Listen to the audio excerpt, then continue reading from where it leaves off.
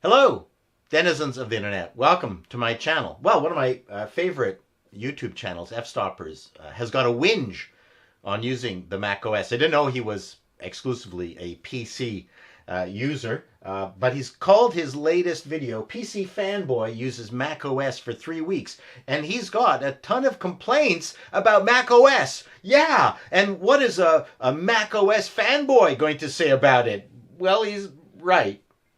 Almost 100% of what he's complaining about is right. I'm sorry. But I'm going to go through each one of the things that he is whinging about, and I'll discuss it's, whether he's right, whether he's wrong, whether there's alternatives to it, and maybe help him along. So let's dive right into it, and let's hear what F-Stoppers has to say about our macOS. Okay. For my entire life, I have exclusively worked on Windows machines, but for the last 2 or 3 weeks now, I have packed up my desktop PC and I have been exclusively using the brand new MacBook Pro with the M1 Pro chip inside. There's things that I absolutely love about this laptop and this operating system, and there are other things that drive me crazy. Heretic! Let's talk about it. Nothing is wrong with the macOS.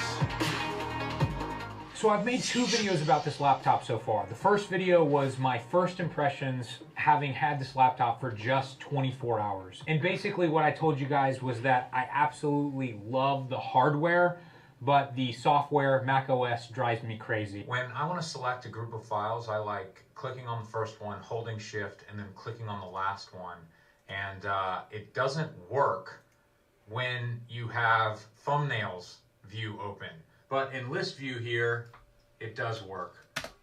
Okay, so his very first example is a bad one. I think it's just something that you, as a Mac user, you end up getting used to it. What he's talking about is something that you can do in Windows. I think he's being kind of a pussy about this. If we're just trying to select a bunch of files here in macOS, I mean, obviously you can select them one at a time.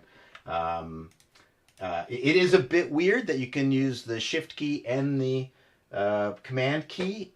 Both of them do discontiguous selection. But on the other hand, if I want to select a bunch of these, I just hold down the Shift key, then I select these. I mean, I think he's overstating the anxiety about selecting files in icon mode. Let's keep going.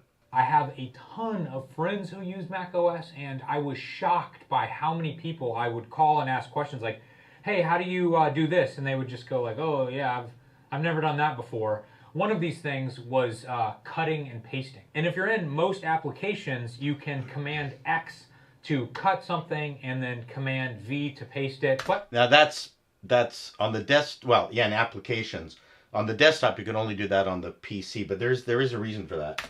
In the Finder and you try to cut any sort of file at all and then paste it, it doesn't work. And I talked to multiple Mac owners and they were like, oh yeah, you just can't do that. And I'm like... Right, so cutting and pasting on the Finder can be done.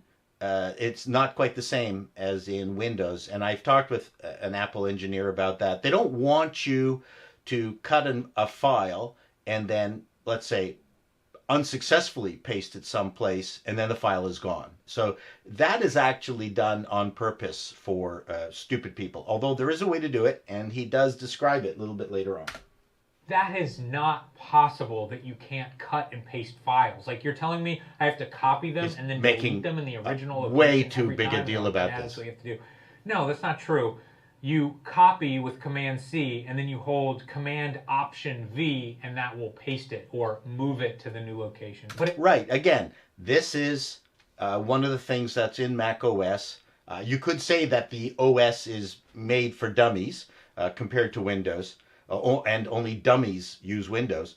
So the issue here is that it's a little bit of a fail-safe device that Apple's not going to change. This is just part of the philosophy of their OS. But there's lots of other dumb things that they do, which we will cover. Little details like that happen all day I'm using this laptop. So I'm currently copying a folder from my server onto the desktop, and I want to start a Premiere document in this folder, and it's grayed out. It literally will not let me do it. And he's absolutely correct about that. Windows is surprisingly flexible in ways that the Mac OS isn't. It lets you do things. We had a lot of Windows servers, and I was always amazed at how well you could interrupt processes, or while other processes were going, you could go off and do other things. It's not the same on the Mac OS. That's a good example. I've never thought of doing that, only because I know I've got to wait for the entire copy to complete. But if this is something that's he's used to doing and Windows is capable of doing it, then I don't see why the Mac OS wouldn't let you do this either. So he's absolutely right about this. Till it's completely finished transferring. Now, anyone who's been following f-stoppers for a while knows the rage that I feel when I talk about docks and dongles and stuff. I've also had the issue occasionally where the computer falls asleep, all the monitors turn off, and then when I wake the system back up, one of the monitors is slow to turn back on, and then... So before we go on to this monitor thing, yeah, the whole docking Thunderbolt USB-C side of things on the Mac portables. I've got an M1 MacBook Pro, not the Pro or the Max. Yeah, I've got the original M1. And yeah, the USB-C docks suck. It's not my favorite aspect of the Apple hardware, which is why I continue to Hackintosh.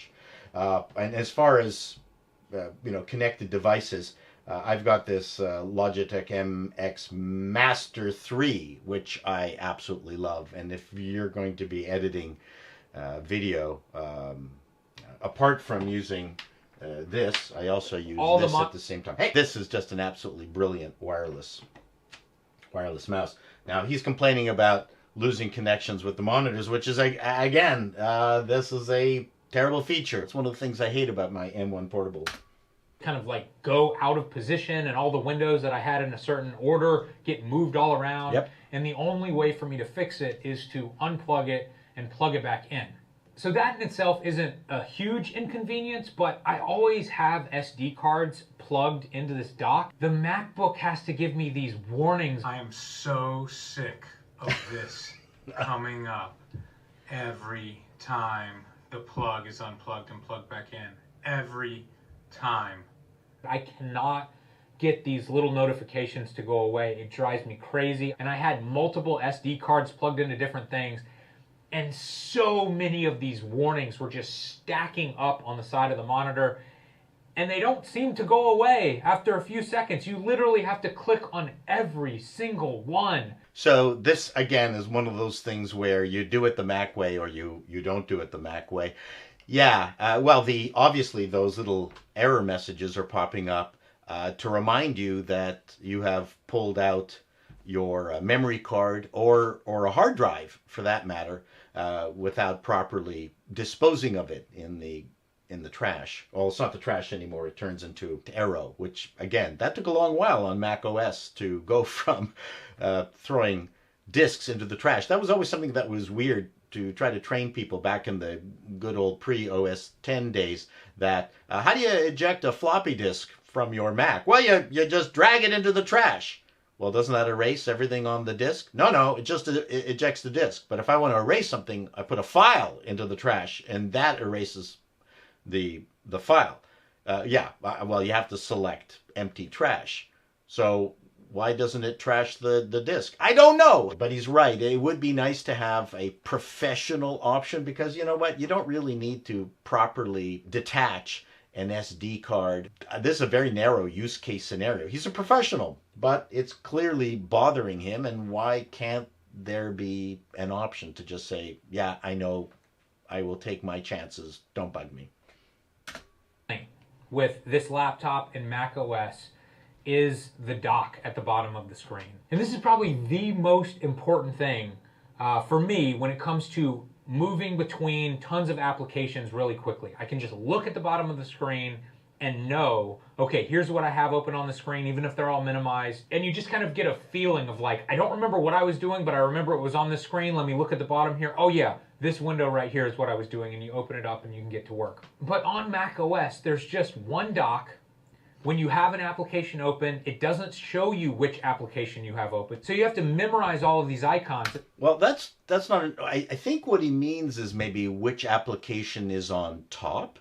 If he means what application is open, well, I mean, you get these little black dots under your application. That shows that they're running. So I don't know what his complaint is about that.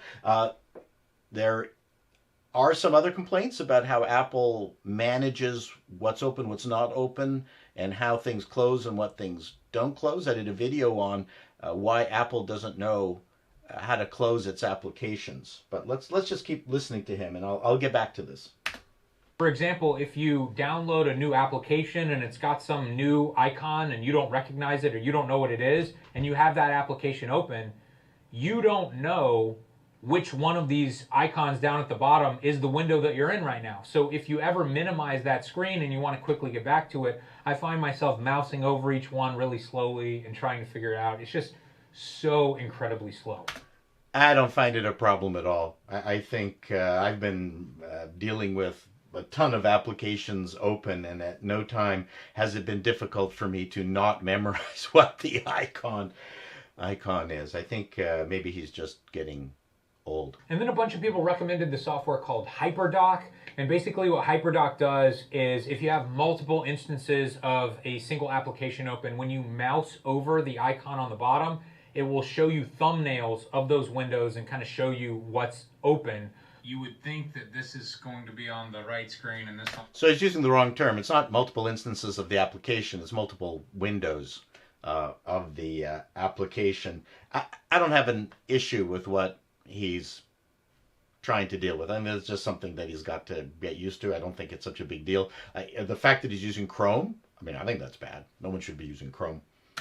Left, but that's not how it works. And he's using the genie effect to minimize, which is the first thing I turn off whenever I install macOS. No one should be using the genie effect because it's stupid. And these stupid Finder extension thingies, I find they don't work particularly well to begin with. They kind of glitchy, and then when Apple updates the OS, they blow up, and they always have to be fixed. So when this third-party option didn't work, I just started watching tutorial videos on YouTube of like how to use Mac OS. You know, it's like what your grandmother watches. And in these videos, you know, people are talking about the mission control, which basically you can swipe up if you're on the laptop. I was not. I was on my mouse. And it basically kind of makes every window you have open these little thumbnails that you can click on. Now, the problem that I have with mission control is if you have a lot of applications open or your applications are changing all the time and you swipe up and it just throws up all of these little thumbnails. I think this is in the pussy category. Is that Google Chrome? Like, everything looks the same. It's like white screens with little bits of gray. This is just way slower than when you have highlighted items along the taskbar that have titles of what they are, and you know exactly what's open and what's not. Something else that I learned how to do... Again, every single application that's open has got a tiny black dot under it. It might not be enough for people who need a better prescription, but for the most part, you get used to it. I wish it was a little bit more obvious. Now, after using this laptop with multiple monitors for weeks now, and it's starting to make sense to me why I always see Windows users with multiple monitors and I always see Mac users with a single large screen. I've always wondered why Apple doesn't sell a matching second monitor to go with your iMac. But now that I've used this operating system, it makes sense. It's kind of annoying to use multiple monitors. Absolutely not. In fact, Mac was, I think, the first OS between Windows or DOS or what at the time that I can recall that allowed you to use multiple monitors. And the fact that the color space in the color space management in macOS is far superior to that in Windows was also a reason why using multiple monitors worked so well on Mac OS. So I've been using multiple monitors for almost the entire time that I could attach a radius monitor to my Mac Plus. So I don't know what he's talking about. Mac OS is a really strong multi-monitor operating system.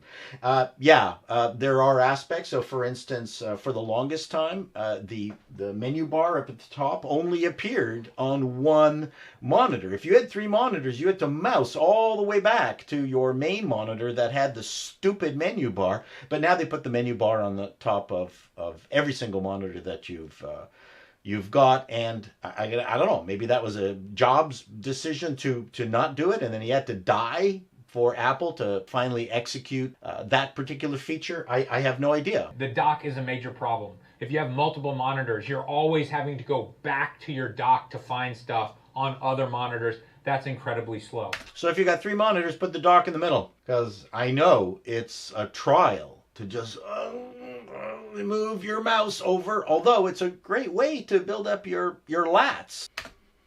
But more than that, something that I've found that's incredibly frustrating to me is that to activate a screen or activate an application that's on another monitor, you have to click on that monitor first. Like if I've got this video up here and I mouse over this video, you can see the bar down here comes up. I can start playing this. But if I click on something over here on this monitor like this, and then I mouse over here, you can see that it's not affecting anything on this monitor until I click, and then my mouse will start working. If I click on something over here, like if I click on this over here, but then I come up here and I go, for instance, to like edit, and I want to copy and paste this, I can't, because when I click on the second monitor over here, it's like it's only working on one monitor at a time. Well, not a big deal. You say you could just, use shortcuts, Command C, Command V, whatever. But like, if I want to export this timeline, and I come up here and I click on File, Export Media, nothing happens. I'm not quite certain what his complaint is, and this could also be an Adobe Premiere complaint, because I did test this premise in Final Cut Pro, and I seem to be able to do what I think he's doing, but maybe not. I don't know. But let's continue. So all that being said, one of my favorite things to do with my desktop computer is to have at least dual 4K monitors running all the time. But if I had unlimited money, or I was buying this all from scratch or whatever, and I knew I had to work with macOS, I would probably choose one larger monitor rather than two smaller ones. Now, of course, the main claim to fame with this laptop... Yeah, I'm suffering. I am suffering with my two monitors. Yeah, that's horrible. My Windows desktop is literally doing way better at editing in Adobe Premiere than this MacBook is. So there's your first clue. Doing way better in Adobe Premiere. Yes, Adobe Premiere works better in Windows than it does in Mac OS. There are aspects that Adobe has now improved on the M1 chip, but I hate Adobe.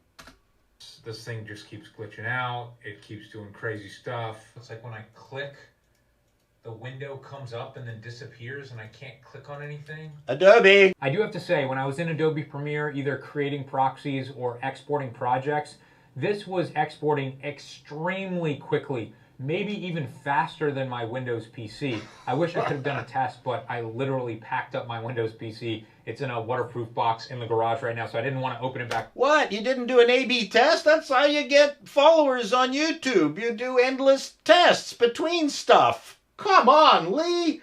Don't you know how to run a YouTube channel? Now, that being said, editing in Adobe Premiere was not that smooth for me. Adobe! First tried to edit off of our server with a 10 gigabit wired connection. Now, just talking about the server connection, I have found with my M1 that I actually get faster performance over Wi-Fi than I do with the Thunderbolt Ethernet connection. I don't know why.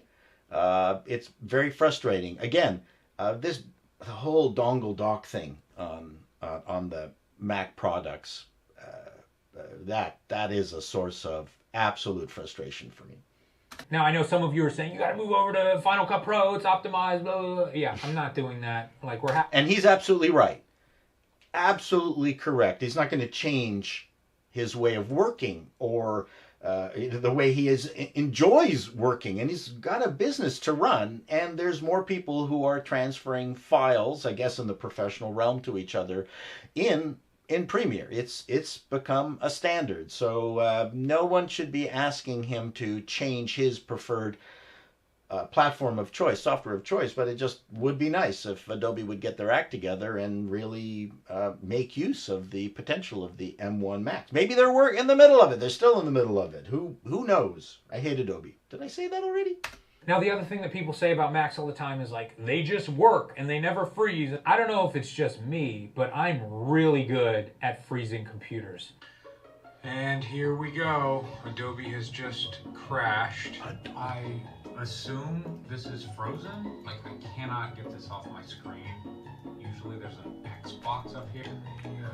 The entire computer just froze. Lovely. As you guys may or may not know, I'm moving right now, so I am going to be using this laptop as my main machine for the next month approximately. So maybe things will change. Maybe over time I will fall in love with this operating system, but probably not. So there you go. Let's cover some of the things that absolutely are horrible in the Finder macOS ecosystem that Lee didn't even bother covering. Multiple ways of quitting applications, which he didn't even talk about. So let's say you've got Pages open, and I'm going to create a new document. One of the challenges with macOS is that you can have a whole crap ton of applications open, and people are their tendency is to just close the window, and then they don't know where the application is going. Now, in the case of Pages, let's say I'm going to close that. I do have a window of opportunity to go back up to Pages as opposed to Windows. So in Windows, if I close that last page, then the application shuts down. But in Pages, as long as I don't click anyplace else, I can create a new page. So if I cancel out of that, but then I click on the desktop, then you can see down here, Pages completely closes. There's a certain, that actually works fairly well. However, if you go, let's say, to the audio media devices setup, which is kind of a, I guess it's a system tool. If I close that, it stays open. Why? I don't know. There's really no reason for it to stay open. And that's an Apple application. QuickTime Player, well, it's actually running right now. But if I open up QuickTime and then get rid of the QuickTime window, it actually stays running for a bit and then times out and then disappears on you, which is, again, non-standard. Well, it's non-standard in the sense that, like, just pick a method. If I go to, what have I got on my list here? Messages. Okay, so I've got messages. I've got these messages open. Okay, so if I close this, it's still running, but it doesn't die after a few seconds like QuickTime.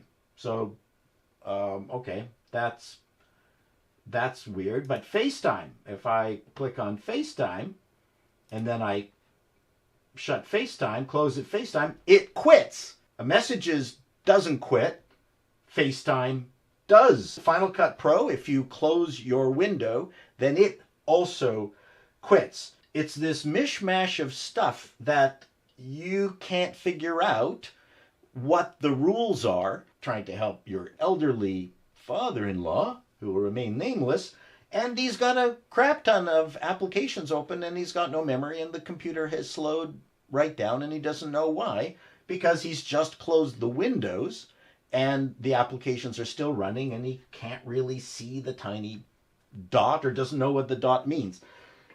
So these are things Lee didn't cover. I'm telling you, Lee, right now, if you do watch this video, watch out for that. Thank you very much for watching this, denizens of the internet. I appreciate you joining me on this adventure. Lee, if you need any tips or help, give me a shout. I'll be happy to help you. Till next time, be seeing you.